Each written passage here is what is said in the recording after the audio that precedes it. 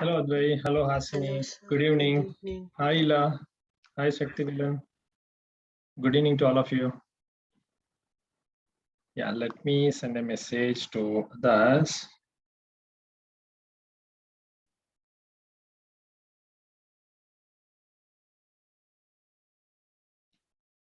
With the RESTful service, I could not do the first three questions of the homework, but without it, I could do it. Yeah, okay. I'm going to, we'll discuss that part. Okay. So you were not able to display the numbers, right? First sequence of numbers, right? Only in the RESTful endpoint, but in the normal main function, I could You are do able it. to do it. Yeah, I know. That's why, this is the real time scenario which I want to implement these things. So this will help you all. So in the real life, right, if you want to implement any services, right, it would be like this only. So fine. Yeah. Hi. Good evening, Anita. Good evening, Papa. Yep. So let me send message for Sneha also.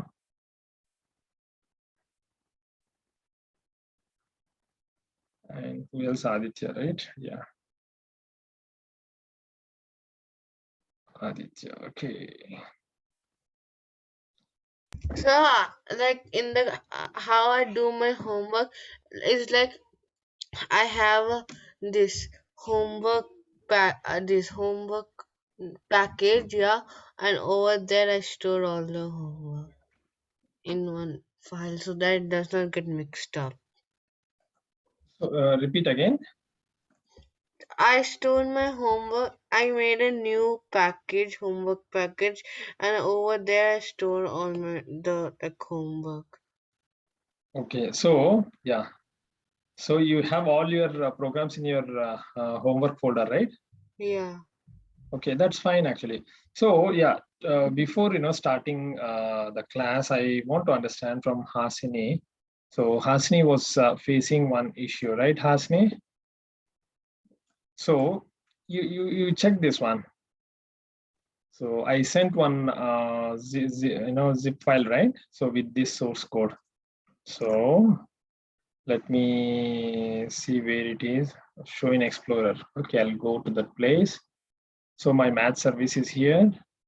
And which one? I did this one, right? So I'll just copy this one. I'll create a temporary folder here, okay? Just to show you guys. So what I'm trying to show is Hasni was facing an issue to open the source code, okay? So this is the temp. I'll just create it as a temp folder and then paste it. So this is what you did, right, Hasni? You create one folder and then inside this folder you have this zip, copy the zip over there, right click on it and then extract all. So you are extracting to the math service folder. So once you extract, you'll be seeing the folder like this. You see, there are two folders actually. Maths, within the math service, there is one more math service. So don't make it like this. You cut from here, go back to temp, and then Control V, paste here. Okay, now you see within the math service, you can see all the project source code here, right? So this one I'm going to close it. Okay, I'm going to close this. So I'm going to open another source code. Okay, so which is in which folder? Temp folder. So here I'm not able to see temp, right? So what I do is I close this one. Restart. Yeah, I close this one. So now I'm going to open it. So here I'm going to open IntelliJ again. So my the source code is here.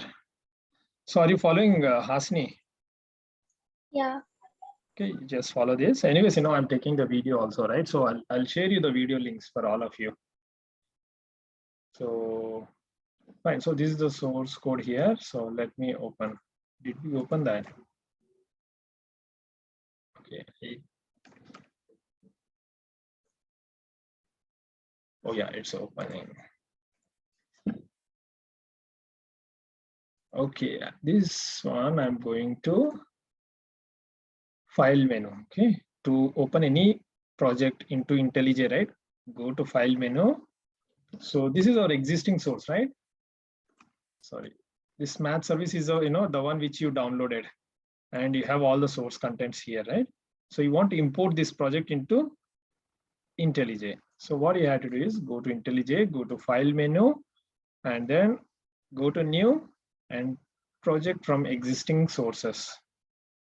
Select here, and then this is not our math service. So our math service is somewhere in the temp folder. So which is not here, another folder over here, right?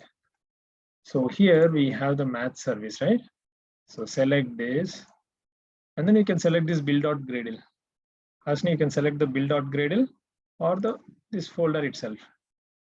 Okay, so anything will do. So I'll select, you might have done this, right? So I'll also do the same thing. Math service, click OK. So it does like this. Okay, create a project from existing sources. Yes. And what name you want to give? So you are giving the same name. And what's the location? The location is also same, right? So yeah, this place correct. You're giving this place, and then this is the source code location, and then click on next. So it says you got this message, Hasni? Yeah. Because IntelliJ will create .idea folder within the project. So the code that I shared, right, it already contains the .idea. So what you do, you overwrite it. Okay, once you overwrite, you see source files for your project have been found. So there is already source, right? So these paths corresponds to default root or packages. So I think we don't need this actually. We don't need to do anything.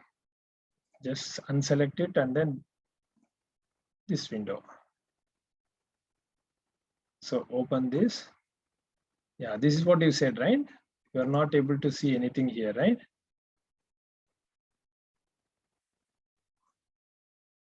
Okay, so you go back. Yeah. Oh yeah, correct. So you're not able to see anything here. I understood now. This was your problem, right? Yeah. So here, she's not able to see any source package and all. Fine. So we recreated it, right? So let me, find out after the class and then share you the link. Okay, Asni? Now I understood the problem. Okay. Fine. So I'm going back to my previous project. So open recent.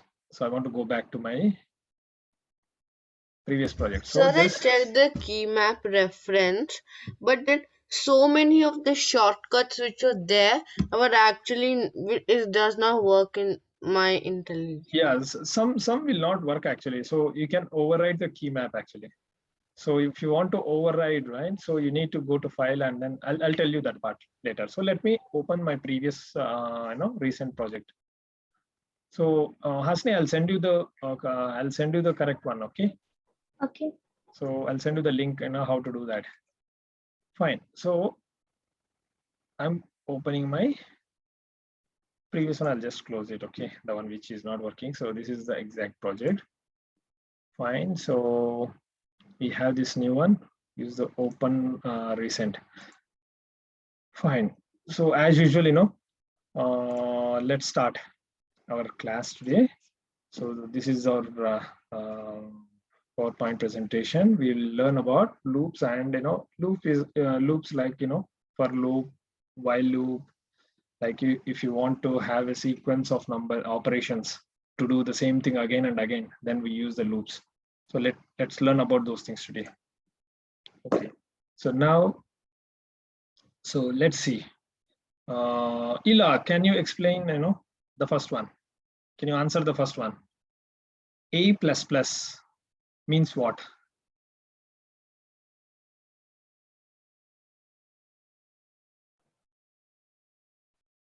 Increment operator, right? Who's incrementing? Increment operator. So means what it does actually?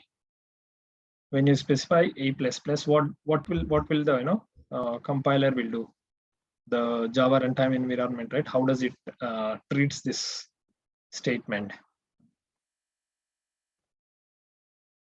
So can I say? Okay, Ila, you need to follow Ila. Okay, any doubts, right? You just have to let me know.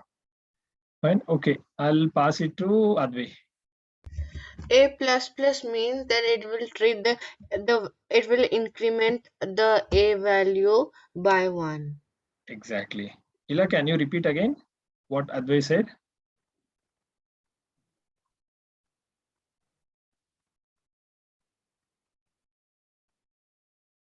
Hello. Can you hear? Can you hear Yeah. me? Yeah. Can you repeat? What Advi said? A plus plus means what? What it does? I understand. Repeat again. I'm not able to hear your voice. She could not understand the increment operator. Okay. Can you repeat again, Advi? The a plus plus, it means that it will increment a's a value by 1. Right. Do you understand, Ila? A plus plus will increment the A value by 1. Exactly. Suppose, if the value of A is 5, then when I issue A plus plus, what does it means? 6.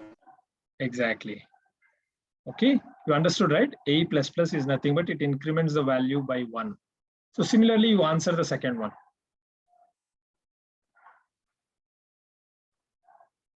Ila, for you. Price minus minus means Yeah, minus 1. exactly. What do you call this one? This operator called as? Decrement. So the first one is increment, right? When the first one is increment, the second one would be minus minus means Decrement. decrement, the opposite one. Okay. So A plus plus is increment operator, minus minus is nothing but decrement operator. So it will increment by 1 or decrement by 1, only 1. Okay, remember this. Now, Hasni, can you answer the third one? I send in the chat. Okay. Hasni, can you answer the third one? Age plus 6 can also be written as Yes, age is equal to age plus 6. So how can you also write this in a short form? age plus equal Age plus equal, then 6. exactly. Right, you are right. Perfectly right. Age plus equal 6. Now, Shakti Velan, can you answer similarly? Can you answer the fourth one?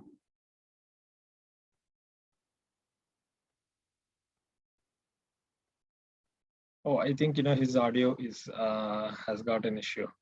Okay, Ila, can you answer the fourth one?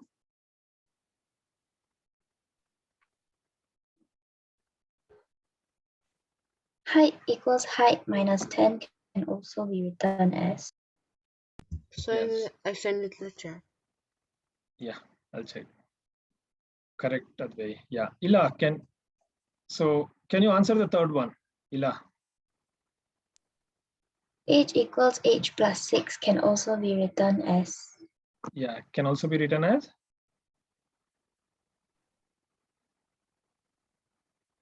So Hasni just now said the answer, right? Hasni, can you repeat the answer for the third one? Age plus 6 can also be written as age plus equals 6. Right. So Ila, can you repeat the answer for the third one? Age equals age plus 6 can also be written as age plus equals 6. Okay. Similarly, can you answer the fourth one? Height equals height minus 10 can also be written as height minus equals 10. Perfect. So now you understood, right? So Yeah. try to remember this. Okay. So write a Java program to see how it works, how it can be written as. Okay. Now can you say the same thing for the fifth one, Ila? Total equals total percent 100 can also be written as Yes. total percent equals 100. Perfect. And the next one? Result slash equals 11 means Yeah, can also be written as result equals slash 11. no. Result slash equal 11 is there. So how? What does it means? The other way. So whatever you said for the previous answers, right? It is the other way.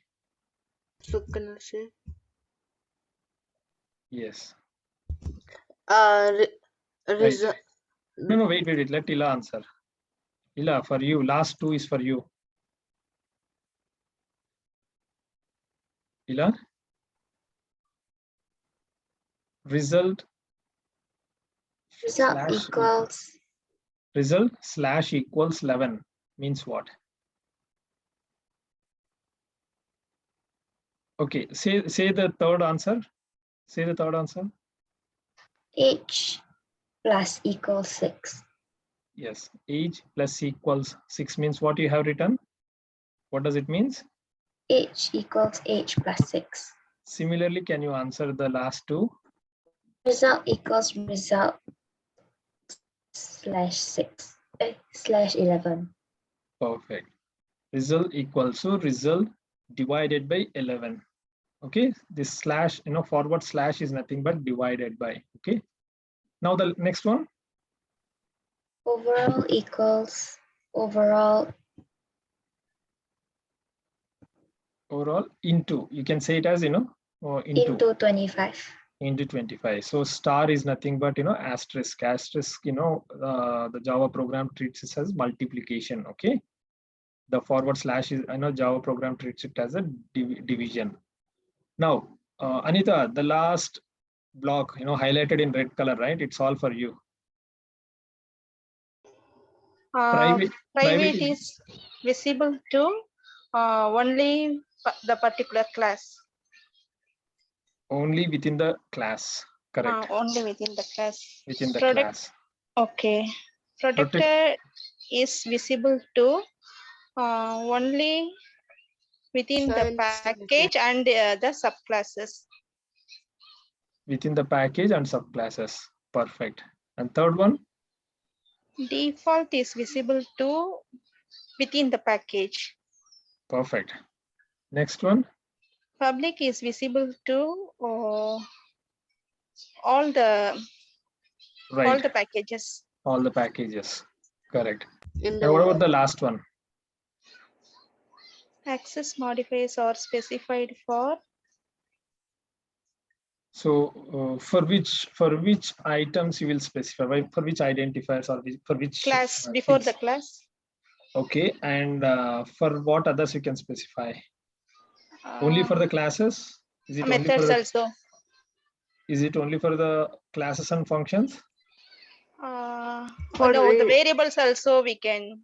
Exactly. So these access modifiers you can specify for variables, methods, and classes. Okay. So when Anita, this specific statement is for you. So whenever you are writing a new class, right? So you need to see which access modifier you want to specify.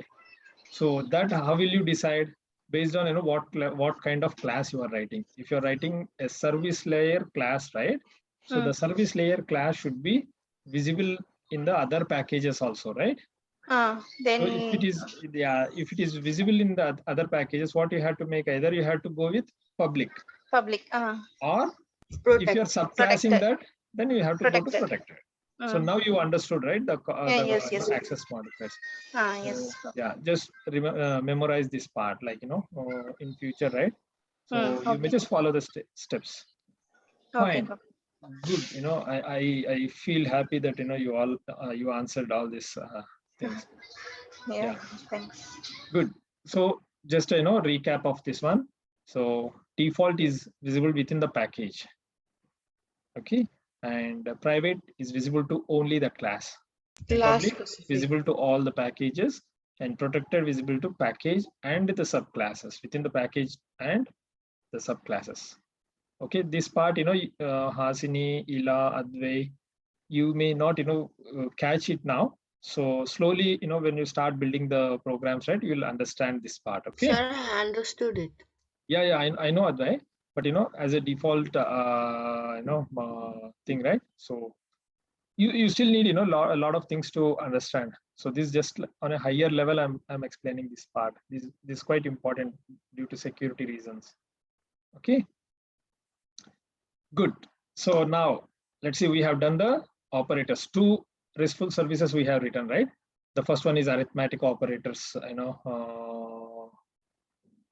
RESTful service we have written, and assignment operators also we have written. So today we will see comparison operators, okay, and logical operators also. We'll try to complete these 2 today. Okay. Next. So while learning the comparison operators, we will learn this part. This part is quite important actually. This class is very important.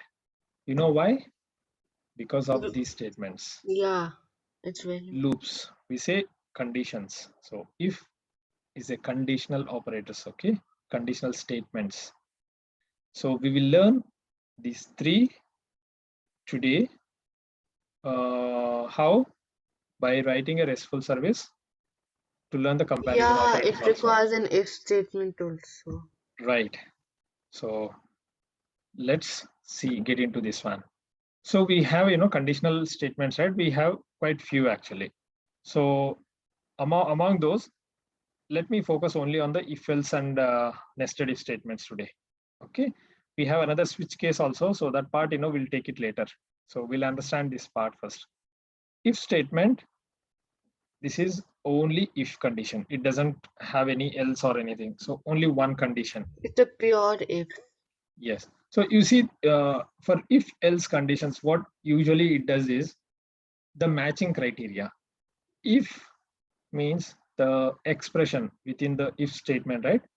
It should be true. So can you see the 2 conditions which I have written in towards the right side? Condition is true, condition is false, right? Okay, maybe I'll put it this one. Yeah, I'll just make it into small. Fine. So can you see these 2 parts? Condition is true means what it does is, so you see, what is the first statement does? It Hasini? defines Initialize the variable. Yeah, initializes value 5 to number. Okay. So the number is of type what? Int. So now you see the number is assigned with the value of 5. Now I am writing a criteria. Criteria means a condition. condition. What is that condition? If number is greater than 0. So you must tell. So what is the value of 5? What is the value of number? Sorry. 5. 5, right? So is 5 greater than 0? True. True, right? So when this condition gets satisfied or matched, then what it does is it will execute the statements that you are writing within this if block, if condition. Okay. Suppose you take this as -5, number is equal to -5. Yeah, that is right side. You come to the right side. So condition is false. We'll see here the same statement. Int number is equal to 5. So that now the number is assigned with the value 5. So now I'm changing this condition. So instead of greater than 0, I'm making it as less than 0 here. So within this condition, now you see, is number less than 0? False. This is false, right? Because number contains the value as 5. 5 less than 0? False. Is a false. 5 is not less than 0. So it Right? execute the else code. Yes, it will get into the else block and then it will execute whatever is written here. So whatever statements that you are writing here, right? So only those statements will be executed. Okay. So the first one, let's see. The one which I explained here, right? This is the second one. You see, if else statement. This is if else statement. Suppose you totally take out this else block, remove this else block completely. Then it becomes the first one, if statement. Right? Yes. So yes. So the nested if condition, I'll show it in the program. Okay. It's if inside and if. Yeah. Let's see in the program. Okay. I'll write the program to understand this comparison operators, then we'll see. Okay, now let's get into what? IntelliJ. Let's get into the IntelliJ. Okay. Where is my IntelliJ? Yeah, it's out here. Now what's okay? Controller. So instead of math controller, right now I feel like, yeah, what is the first one we learned? We learned arithmetic operators, right? So we'll make it as arithmetic controllers. Okay, not here. Instead of math controller, right? I'm going to rename it to make it, more applicable to the space. Understandable. Yeah. So I'm going to rename, refactor, rename. So what I'm going to give, arithmetic operations controller. Okay, arithmetic operations controller, refactor. So now we have two controllers here. Okay, good. So now I don't want to, write a single class. I don't want to create a class here, and then, after that it will be plain class, right? After that it is a plain class, and then after plain class I need to write this documentation comments and then add all these things, right? It's going to take time. So now we already know, like, how the RESTful service will look like, right? So I'll move fast. So what I do, what I have to do to move fast, I'll just copy it. Okay, copy this class and then paste it. So now it will ask to rename the file because the name of the file is already existing, right? So we are learning comparison operators, right? So I'll just make it as comparison operations. Okay. So now let's see. So as soon as I create the controller, right? So this is a copy of the other class, right? So what I do, I need to change this, right? Whatever documentations which I have written earlier, right? So all these things we need to change, must and should change, because both the classes having the same documentation comments is not right way, right? So what we'll change this. The class acts as a controller for mathematical problems. So it's not mathematical problems. So it's controller for learning the comparison operators. Okay. In Java, let's see this. So author, I just mentioned, any name. So instead of math, right? So what I do, comparison. I'll just make it as request mapping, right? This is okay. Anita, can you explain me this part? Why do we have to specify this REST controller?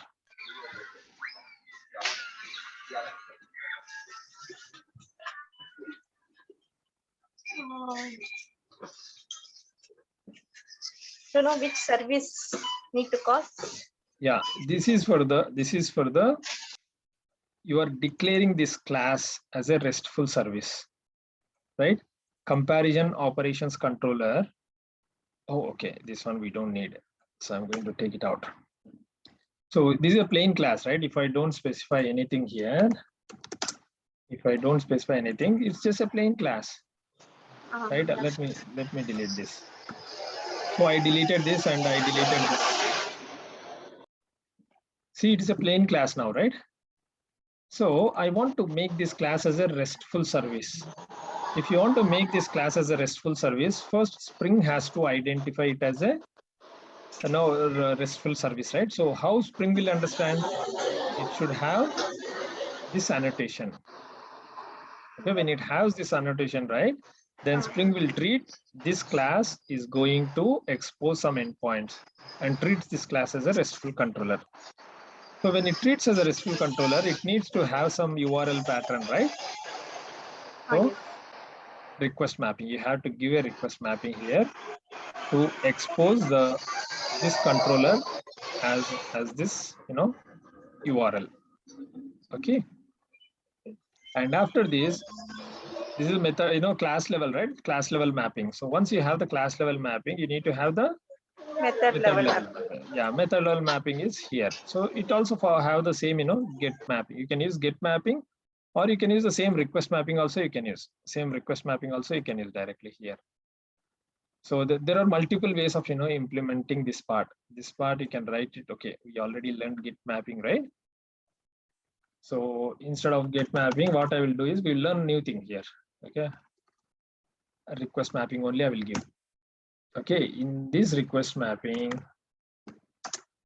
I'm going to, yes, so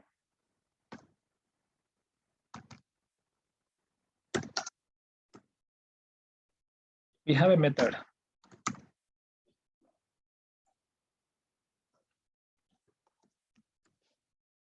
Sorry, so this is other way actually.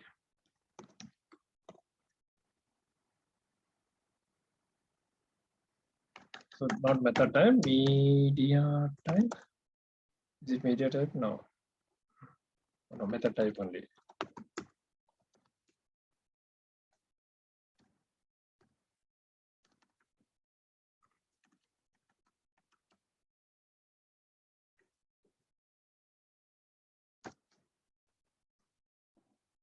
Yeah, what type is this? This is a get type.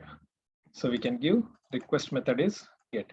So you can do like this also. Like here, you can give the pattern here. So what pattern we are learning? Comparison operators, right? So what are the comparison operators we have? Equal to, not equal to, something like this, right? So let's try this equal. So equal to. So I'm going to give this request mapping as equal to, and then it is a get request type. Okay, the method I'm declaring it as a get. So you can either do this way or this way. Either you are getting right. Yes, Papa. Yeah, either it's up to you, which one you want to use it. Fine. So now we'll focus only on this part. So this part is equal to, right? So this function checks if it matches certain criteria. Okay, criteria for the number. So let's mention it as for the number that is passed as a parameter. Okay, so what I do, this is a number, right? So let's yeah, okay, number. So you fine, so let's make it as number only. Okay, simple number. And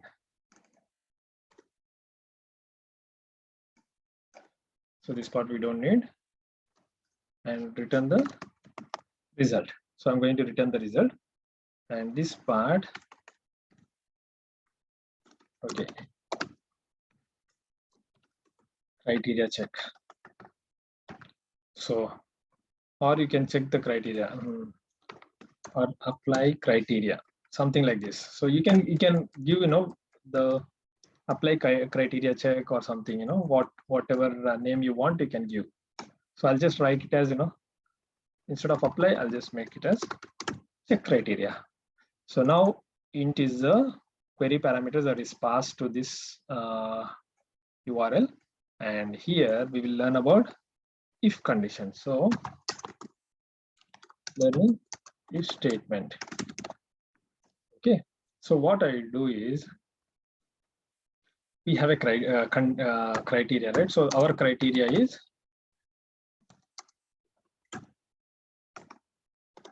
okay, I'll just make a statement here. The pass number should be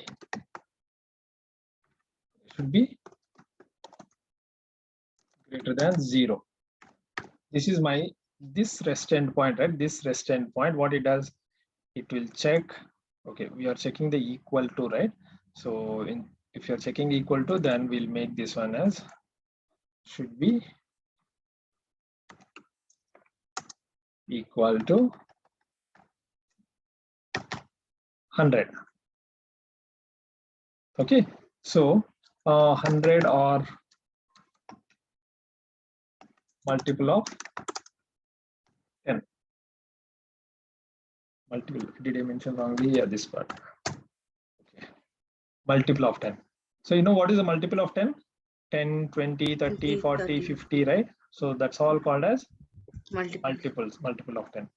So the pass number will check this criteria, whether it matches this criteria or not, and then return the result. Okay. Oh, so it will be like the number, then the percent sign. 10 is equal to. Right. See, that's why, very good. So we will start using these assignment operators also within the conditions. Okay, and then we will check this condition also. Okay, we will be start using, because we already used this part in the previous classes, right? So we will be using all these operators, whatever we learned, right? We learn these operators in the subsequent, examples. So now let's see. We are checking the equal to, right? So the equal to, so what this rest endpoints does is check criteria multiple 10. I'll just mention it as multiple 10. Okay. So this is my function name. So the function name will check whether the pass number is the multiple of 10 or not. And then we'll just return the result. Okay. The criteria. Okay. What should we do here?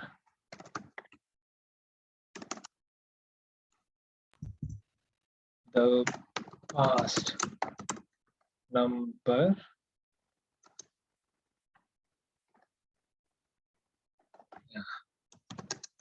is matched. I'll just make it as is matched or not. So what I do here, we need to see. So this is the number, right? So the pass number, what should I do? Multiple of 10. Multiple of 10 means what? How it should come? Multiple of 10, right? This is the number into 10. Correct, right? So what I do here is int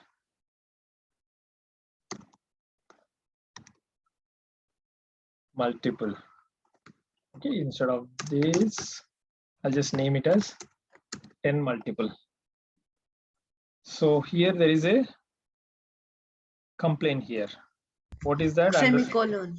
Yes, we forgot to mention the semicolon. So we have to give. Okay, remember, this statement explains a lot actually, You always must give a space for the variable. Okay, now this is the data type. I'm taking int data type, given a space, and then this is the Custom variable name. declaration, give a space, and again equal to, and then give a space. And this part is our Done. expression. So we are checking the number start And semicolon. 10. Okay, so we are multiplying the number by 10, right? So this is we have the 10 multiple. Now this becomes a 10 multiple, right? So now you have to see whether what we can do. Yeah, here let's see. Multiple means what? Division also you have the remainder should be 0. correct. So 10 multiple means remainder should be 0, right? So we will check the condition here. So right, If 10 okay. multiple. Okay, before this, right? Before this, being a programmer, you have to write some flow chart. Flow chart means the details that you are going to do, the statements that you are going to write. The working. So, yeah, what we have to do? Check the remainder is 0 or not. Okay. If 0, check the remainder 0 or not when divided by 10. So this is the criteria, right? So if 0, the past number is divisible by multiple of 10. If the remainder is not, but if we multiply it with 10, it will obviously be a this. Yeah, we'll check. You are correct. So we are going to change the statement. Okay. Yeah. So if the remainder is 0, then the pass number is multiple of 10, correct? So if the remainder is not 0, then the pass number is not the multiple of 10. Okay, this is the criteria. So we have written the steps actually. Now what we are going to implement, we have to write the steps like this first. So this statement seems to be invalid now. So we'll change this statement. So check the remainder is 10 or not when divided by 10, right? So we'll write implementation for this. So how to check the remainder? Remainder is what? Modulus, Percentage right? sign. We have to use the modulus operator. So modulus with what? Number is equal modulus. to number percentage with 10, right? So when you do this, you are dividing by 10 and checking what is the remainder, okay, for the number that is passed. So here you assign it as assigned to a separate variable, okay, int remainder. Okay, so this part you can delete now. So this part you understood up to here? Yeah. Gopal, I have one question, Gopal. Yeah, Anita. Here, the remainder, right? Int remainder equal to number percentage 10 semicolon. Here Correct. we didn't initialize the remainder value. Previous class you mentioned int remainder equal to 0, something we need to initialize first, right? Right. That's that's a good thing, Anita. So you see here, what we did earlier is directly int result equal to result into 10. Assume this one. That is wrong. This is wrong because result is not initialized here, right? So you are declaring it here. So make it like this. They cannot be a null type. So here, right, Anita? So here altogether we are using a new variable here. We are not using the new variable. This number is initialized with a number that is passed already. So you see here, this number is already having a value that is passed. Okay. So this number is already initialized. So in this case, it is not valid statement because this result is declared here. Because result will be taken as a null type. So null. Yeah. So int, right? Int will be taken as some other. The compiler will complain. Actually, it should be initialized with some value. Okay. Okay. Okay. Now let's see here. We have taken the remainder, and so using the modulus operator. Modulus operator to find the remainder. Okay. So once we find the remainder, right? So what we do, we'll write the if condition. So here, let's see. What is the if condition condition that we are using here? We have shown. We're just using if condition only. Okay. If number is equal, if remainder is, yeah, you have to write if condition like this. If space open bracket and then there is an expression here and close the condition block and then open the if condition block and close the if condition block. So this is the statement. Inside the parentheses, the condition is written. Right. So now we'll see here. We'll write the same condition here. If, so IntelliJ will help you actually with all the context type.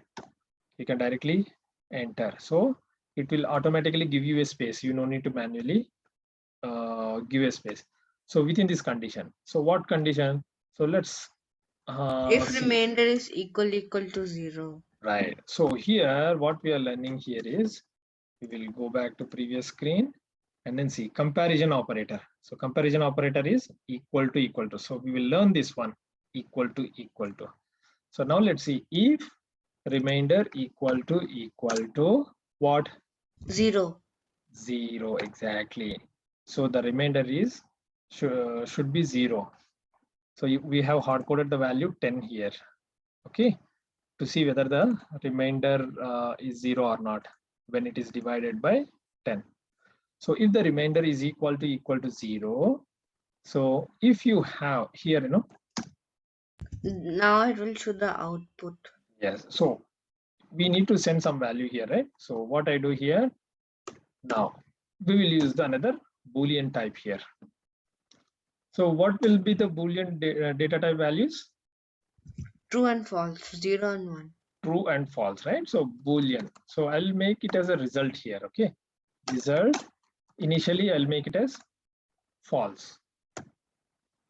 Now, so initial value is what?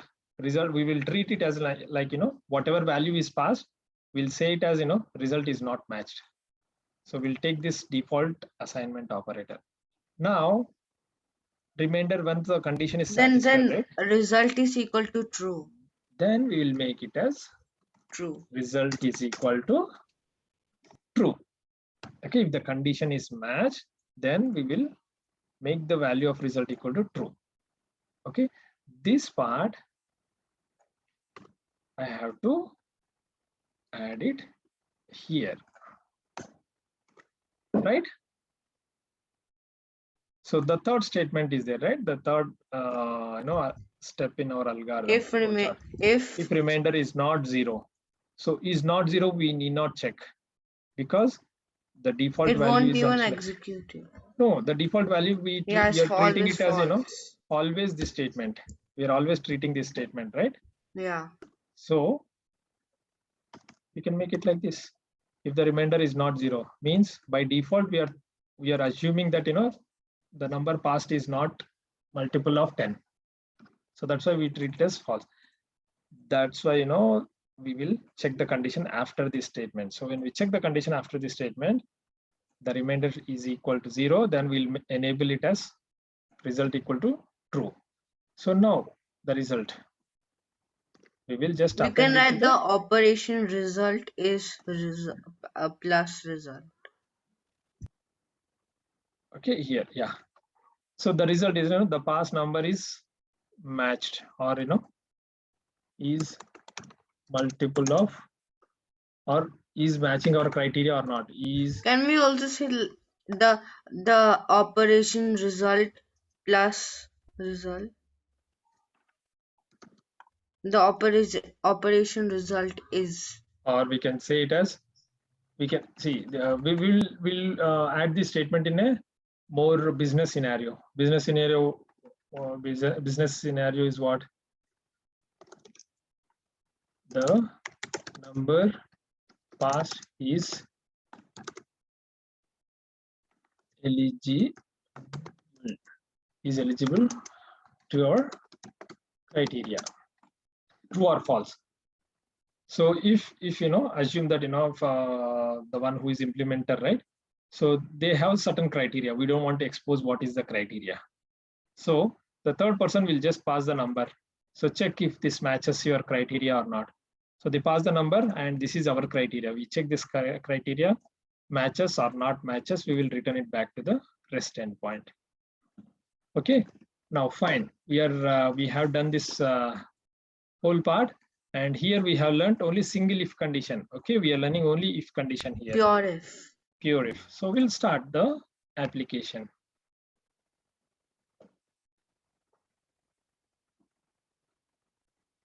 Sneha, are you following this part? Yes, sir. Yeah. I joined the last half an hour, so I joined at 8 o'clock. Okay, fine, no problem. Anyways, I'm going to share. I have copied the video links actually, so Yes. It would be helpful actually. Previous 5 classes I have already uploaded here. I'm going to send you actually. Okay, send it in the group so that but whatever class you miss out or want to refresh your memory, right? So you can just go through the links. Yes. Okay. Thank you so much. Yeah. So any doubts in this kind of logics, right? So you can just discuss with me. Okay. So you may have better solution for some problems actually. So it's not like I have a better solution. It's not like that. So anybody there have are many own, ways. Yeah, there are many ways to implement a solution. So I just wanted to highlight it here, like the best one and the better one, you can use it for your purpose. Fine. So we actually started the service. Now we'll go and then start. Okay. I'm going to start my browser, Chrome browser. Okay, here. So what I should type first? Sneha, you tell me. Wait. Let's Sneha reply to this. Sneha. Yes. So what should be the URL now? For my, yeah, this is my RESTful service. And you see, you go to the resource folder, you'll see application.properties. Open this, we have mentioned the server.port is equal to 8090, right? So can you tell me now what should be the URL? First, domain name. So the protocol is HTTP. Okay, we are not using HTTPS. /. Now after this, what should come? You are testing on your local laptop, right? Yeah, it should. It should be localhost always. Okay. So after this, you see what server port you have given. Your application you are running on 8090, right? So you just have to give with a separator : 8090. Okay. Now this is the domain name. Okay. This is your DNS. Okay. DNS for your application. So after this, what should be, what you should be appending here?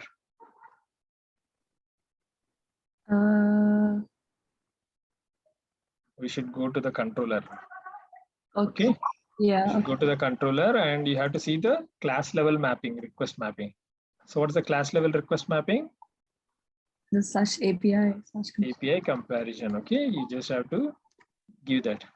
So after this, what we have to do? Go to the method level. So this is our method, right? So method level request mapping we have to see. So this is the request level mapping, right? So we'll just copy it, go here and then paste it. So the URL pattern is done. Now we have method level arguments, right? So these are the query parameters. So this query parameter we have named it as number by default. If you don't specify anything within this annotation, right? By default, it will take the variable name. So this is the number. So this is a query parameter, right? So query parameters, how will you append it to the URL? So this is the URL. So for this URL, how will you append the query parameters? Using question marks. Question mark. Oh, okay. Using question mark. So any URL which has got query parameters, right, should always be appended with question mark first. So after question mark, it should follow name is equal to value pair. So something like this, name is equal to value. So in our case, what is the name that we have given? Number. And what is the value that we want to pass? Let's pass 10 now. Okay, I'm passing that. Okay, instead of 10, we'll pass 100. And then press enter. See, it doesn't follow certain criteria. So what has happened? Comparison equal to,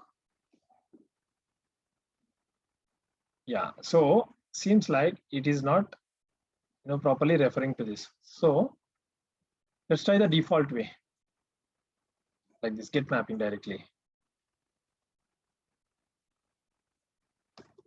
We'll just use this part. I suspect this, I also don't know, but this is what called as troubleshooting. Yeah, I remember. Okay, see, it is supposed to work, but it is not working. Means there is something wrong in the program, right? So now you learn the troubleshooting mechanism. So the troubleshooting is, I suspect, because with my experience, I know, okay, it says like, the URL is not identified. So the URL is not identified means the only thing that we did is change in the URL using this new annotation, right? So I suspect this part. So I don't want to use this. So what I do, I use the previous one, whatever we were regularly using. So I use this get mapping and it has got the equal to. So the URL is not changed.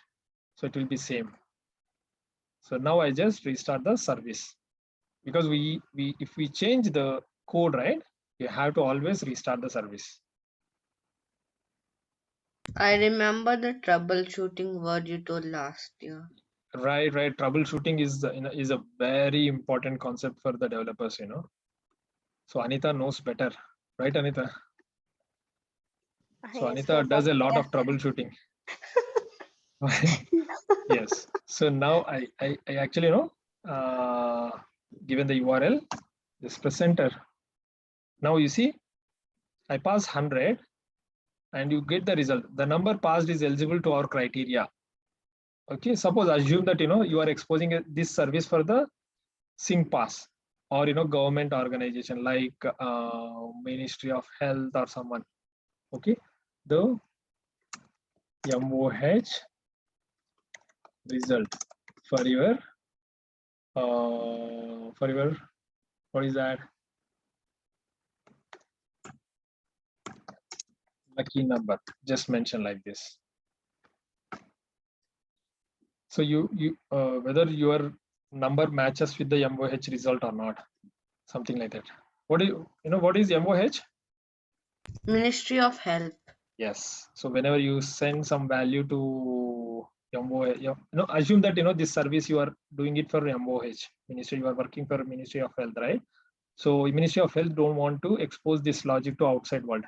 So what they do, they change the the result that they are returning to the end users, whoever is consuming this endpoint, right? So like the MOH result for your lucky number matches or not matches, something like that. So 100 is true, right? So I pass 101. They say, False. boss, your number is not matching. You're not lucky, something like that. So 1001. Mention anything, it will not satisfy. It should always end with a 0. That's So yeah, I'll just make it as 0. You see, this is false, right? So it should become true. So now it becomes true. So this is how you usually you have to write the programs. Now let me copy paste this part. But sir, I have one doubt. Yeah. If we press Ctrl U where we are seeing where we're seeing, then over there it just shows that text. But then internally, where is the Java code stored? Which one, Advait? Can you repeat again? Now it was showing the MOH result for a lucky number, Right. true, something like that. And then if we press Control U on that web page, it will still show that same result. But then where is the internal Java code located? But Java, see, this is like you are calling the Java code only. So this URL, right? This URL goes to the server. Okay, you see here. If you want to do more research, right click on this, go to inspect. I think I told this part last time. So you go to the network. So just click enter, what it does. So when you click on enter, you see what it does. It will go to this endpoint. So this endpoint, you can see like, what is the header request that you are going to send and what is the response. So you see this part, this is the response headers and you are setting the request headers here. So once you set this, you'll see the payload. What's the payload that you are passing? Number is, you see query string parameters. So query string parameter is this part. So this is the query string parameter. And what is the response you're getting from the server? You're getting the server response like this, a string format. So that string format is being printed on the browser like this. Okay, you are just giving a call. Browser is just a client for you to call the Java program. Okay, now this Chrome browser, what it is doing is, it is actually triggering the REST endpoint. So the REST endpoint is actually is listening on 8090, right? So it will go to the 8090 port and then start processing this request. Okay, this function. So now we already did this part, right? So we'll learn fast for other parameters also, like other operators, whatever we are doing here, right? Yeah, this part, not equal to, greater than, less than, something like this. So here, let me do it fast, okay? So this function checks if the criteria matches. So the same thing, what I do here, we are checking whether it is a multiple of 10 or not. So instead here, right, I don't want to use this part. Okay, I will not use this part. what I do, I'll just return from here itself. Control X. We are learning if else statement now. Okay. So we calculate, you know, up to here, right? We are finding the remainder. So if the remainder is 0, then this is the statement that you want to execute. If it is not, means else. So if it is not, then it should execute this code. So this is the if else condition. Okay. Now let's see. I'll directly return the statement here. Okay, I'll directly return the statement. Yeah, if the remainder is 0, so MOH result for your lucky number is, what is this? True. And then this one I'll just make it as False. false. So this is like, you know, okay, what is it saying? It says the same name, right? By accepting the same name. So I'll just change the name of the function. So check multiple of 10 using if else. Okay, if else. So change the function name, then it's okay. So this part also will be same. You see, the URLs are same here for here and here. So it doesn't know, the compiler, you know, the Java, right? It doesn't know, it will It get will show an confused. error. So it will try to execute whatever first comes. So whatever is the first one, right? It will try to execute that part. So what we do, we'll change the pattern here. So here, type 2. I'll just make it as type 2. And here I'll make it as Type 1. equal to type 1. Okay. So I'll just make it as type 1, type 2. Let's see. I'm going to, yeah, here we already did, right? Fine. So here you don't need to return anything because you are already returning within the for and if condition and else condition. But for me, but even for me, even if I put it inside the if else block, it always tells to at the end, at the second last line of the function, it tells to add a return statement. If so, see, whenever you are using if else statement, right, it's okay. If you are using, you know, if condition, something like here, right, remainder is equal to 5, something like this, then it doesn't know actually. You see, there is a comment actually, right? Yeah. So here it says missing return statement. Then you have to return something like, you know, some statement. It told to return null. Yeah, no, it's not always you have to return this. So it is a type of string, right? Only So in for a the string, string, yeah. It worked only. yeah, you can just do something here, like, you know, not a correct one, something like this. So we are now learning only the if else, right? So let's keep it this way.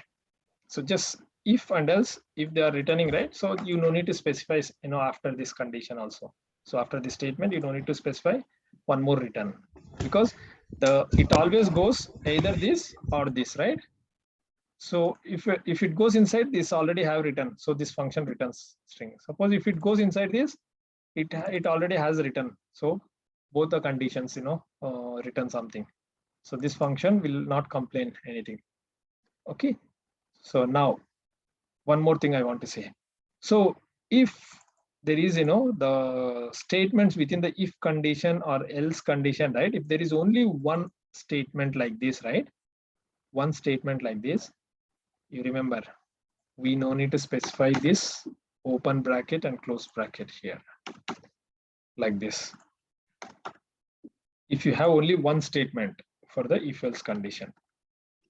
Okay, here also you no need to specify this. No need to specify like this. So just the if conditions is having only one statement, right? You no need to specify the brackets here. Even if it has a second statement as a comment, we no need to put the brackets. See, here you can make it as, you know, SOP. So here you can mention, but this statement is not within the if condition. Okay, if you want to execute this statement also within the if It condition, should right? be indented. Yeah, if you do like this also, the Java compiler will not understand. The Java compiler will understand only result equal to true for this if condition. So it will always understands this one is outside this if condition when there is only one statement. So if you want multiple statements like more than one, right, you must always use flower brackets like this. Okay. So here you can mention inside if condition, something like this. Okay. So here I don't want to give flower brackets. So let's see.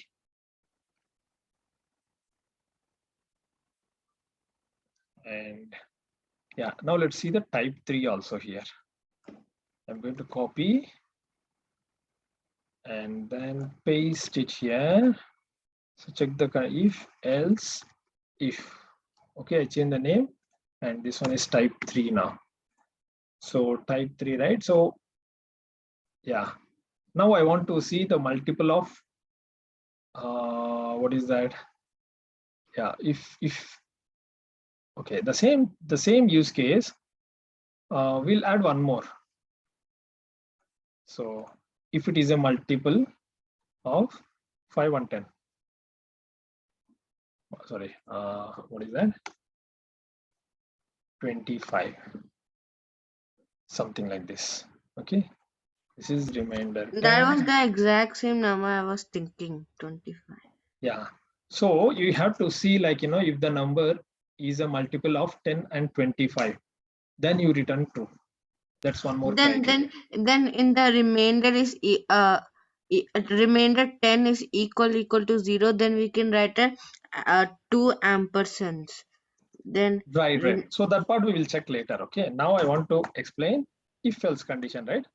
So if remainder 10 is equal to 0, means this one is already having the remainder as 0, means it is divisible by 10.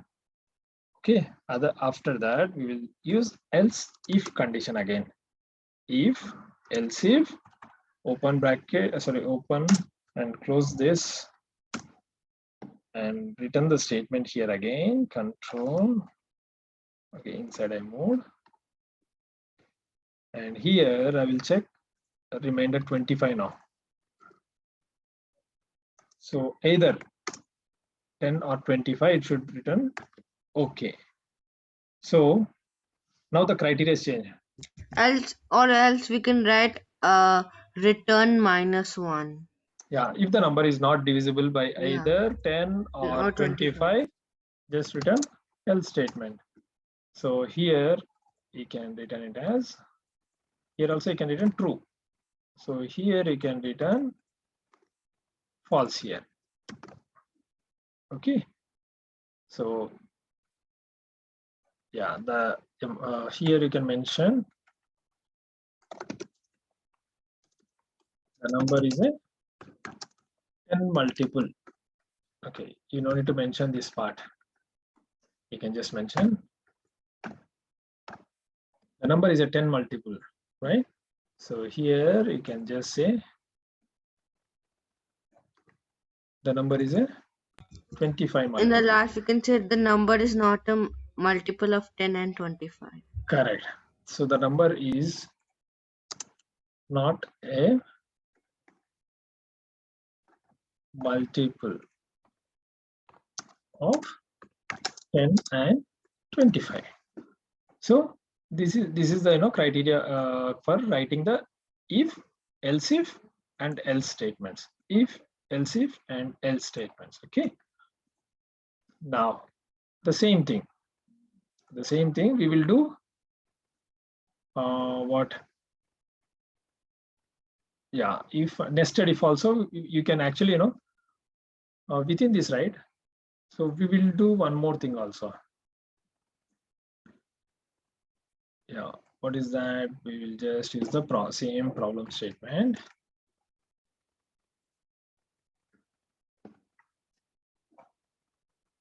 So here we will learn about nested if. Okay, this is type 4. So type 4 nested if is nothing but if within the if. So it's like this. So you have to see.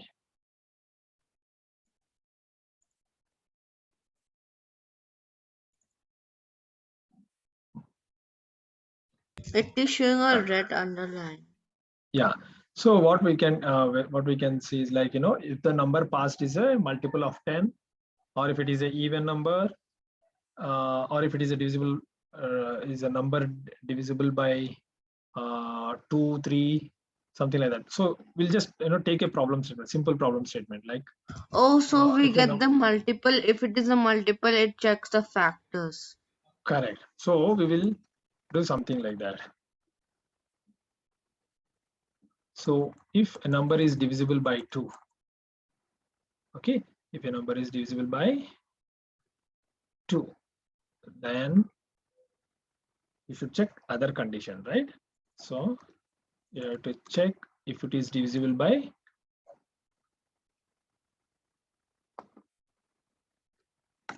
3 also. Let's check. So the problem statement here is the pass number should be, okay, the pass number, the divisibility for 6. Okay, if a number is divisible by 2 6 and or 3. not, yeah, 2 and 3, right? So now you are checking the number 2, right? So then you can check 3 also. So 3 how? Same thing. 3 here, and then you check 3 here. So here at this point, right, what you have to do is you have to go inside this. So first, to check the number is divisible by 6, right? It should be divisible by both, right? So first we will check if the number is divisible by 2, and after that again we will check if the number is divisible by 3. 3. Okay, something like this. Okay, remainder 3. Again we are checking the same number if it is divisible by 3 also. Okay, now remainder 3 we will say is equal to 0. Then we return what? Your number The number is divisible by 6. 6. Perfect. So now you see there is a chance that the Java code, right? So it may be possible that it may not enter into this condition. For 7, if I pass number 8, so 8 is divisible by 2, but it will not go inside this, right? So when it doesn't go inside this, it doesn't return anything, right? So what we have to do, we have to give a default value here.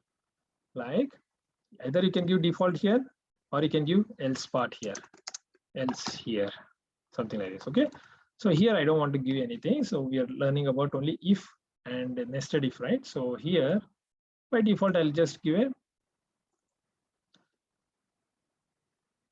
okay, this is 2, and this part I'll remove. So here boolean, and then Result. what? Result equal to false. I'll just return false here. Okay, now here also I will take it out. So here Result is equal to true. so I'll make result equal to true here. So here again I will check one more condition. If result, so here I need not mention anything. So if result, then what? Return. So instead of this, what I do is very simple, directly return.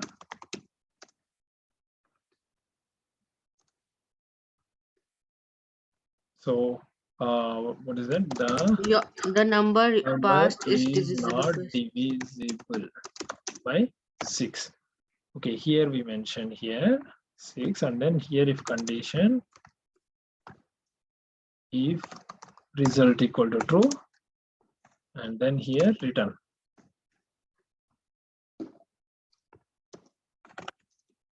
The number is And they cannot be anything like in the Right? same block, they cannot be anything below the return line, right? No, no, you can below return, right? There should not be anything for the last return. This is the last return, right? So the last return, you should not write anything after that, after this line.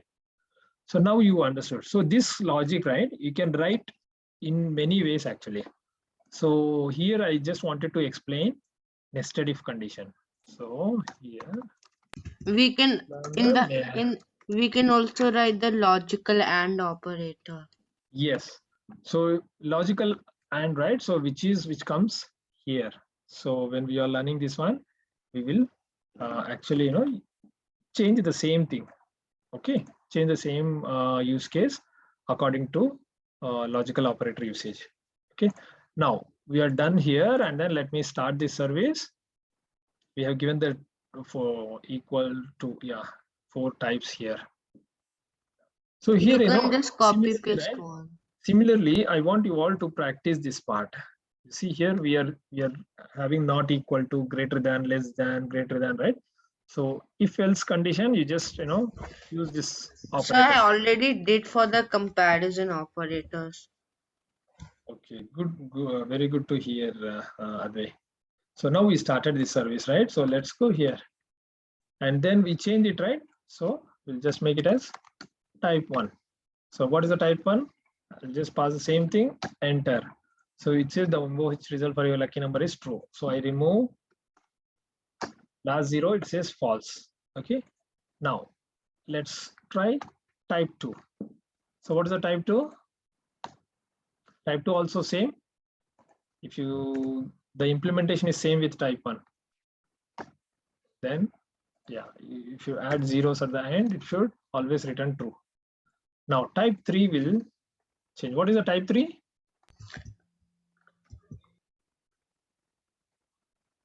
Okay, type 3 is 25, right? Yeah, 10 and 25. So let's pass the 10 and 25. Type 3 and then number. So first I pass 100. So it says 10 multiple, right? So now let me pass 125. It should say the number is 25 multiple. But 100 is also a 25 multiple. Yes, but if you see, it will enter only the first condition. Whatever matches first, right? Oh, I thought you did nested if. Yeah, it's not the nested actually. It's the if else if condition. So whatever matches the first one, it will go inside. Okay, 100 is divisible by 10, right? So it enters this condition. So once it enters this condition, it will ignore to enter in other conditions. So it will process only the matched conditions. Okay, so now 125. And what is the type 4? If it is a multiple of 6. Divisible, yes. So I'll just type 2, then enter. The number is not divisible by 6, right? It is a factor of 6. Yeah, it is a factor of 6, correct. So the number is not divisible by 6. So what should I do? I'll give 12. Yes. The number is divisible by 6. So if I give 120, it says 120, 1021. Now let's see, is not divisible. It's just one number. Yeah, so if you give here, not divisible. And then even 4. if it was divisible, it should also be divisible by 2. 1203 is divisible by 3, not 6. Correct. So this is what I wanted to explain the if condition. So the if condition is within another if condition. If you still want to test one more condition, you can add one more condition like this. If you still want to test one more condition, we can do as many as time. Yes, this is called nested if. Okay. So I'll just comment this part like this. Now you understood the nested if condition and if else condition and nested if. So all these 3 you know, right? So we learned about the comparison operators also. So next class we'll learn about the logical operators. Okay, that would be same actually, logical operators, and we will use this part. What is that? The type 5 This can part. be So also done with yeah, the correct. logic. Next class we will learn this for loop, while loop, and do while loop. Now, what is I the use don't of know this? anything. I don't know about the do while loop. Okay, the do while I'll explain. So it will actually process this line first. After that, it will check the condition. So usually, what while does is it will check the condition first. If it matches, it goes inside and then process the statement, right?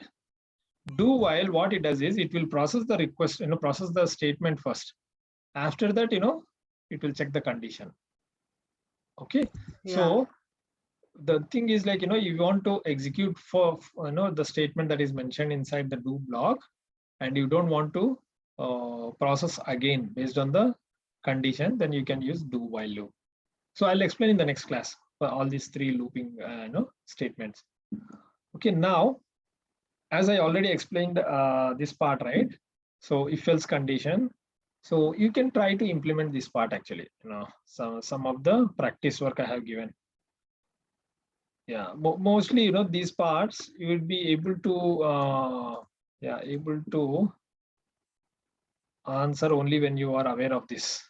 Okay, so but you try to try from your side.